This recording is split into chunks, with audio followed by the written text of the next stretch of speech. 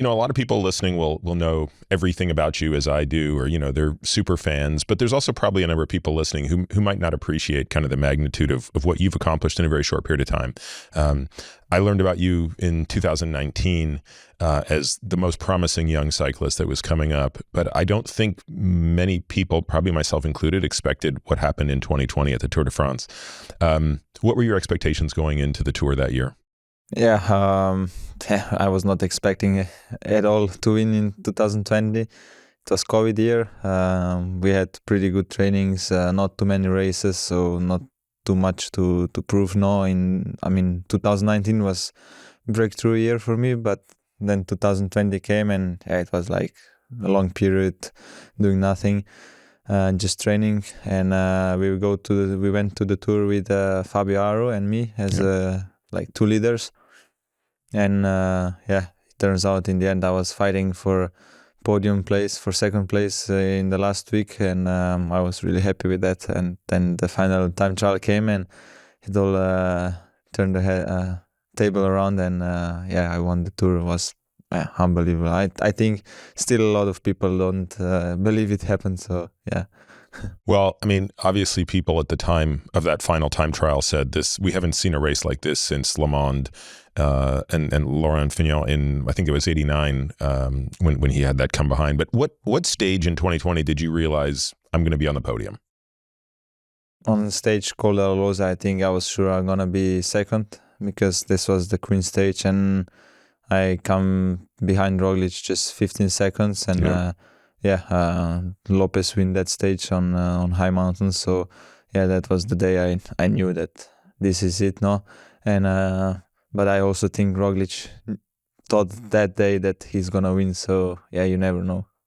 Yeah. So going into that last time trial, what was your team telling you in the radio at the time checks, or even before the time checks, in terms of your delta per Roglic on a kilometer basis? Yeah, I was in. Roglic was starting behind me. Yeah. And the time checks were like, I think 2 time checks on the flat before the final climb, and I got the times. I don't know who was leading that time on the flat section. I got that time and how much I think I was even behind. And then when the climb came, there were so many people. I did not hear a word in the radio. I just went like we thought I would go, and I just went full gas to the top. Did you feel anything different that day? Did it feel like better than some of the other stages, or was it simply a matter of he had deteriorated more than you across 20 days? I think, because it was the last hard stage. The next day is just Champs-Élysées, just roll through. You do, it's still a hard race, but if everything goes normal, your GC stays the same. So I think, it was okay. Final time trial. I just need to be relaxed. Second place, white jersey.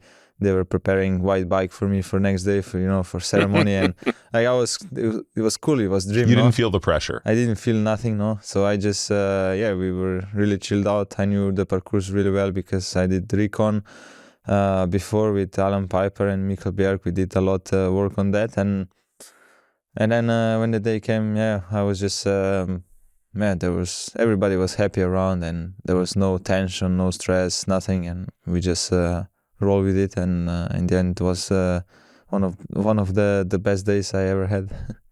Yeah, it's a little hard to believe. Do you remember what your average power was over that time trial? Yeah, on the flat, I had a power meter and a unit, and then on the climb, I had nothing because I wanted to have a 6.8 kilograms bike, so as light as possible by regulations.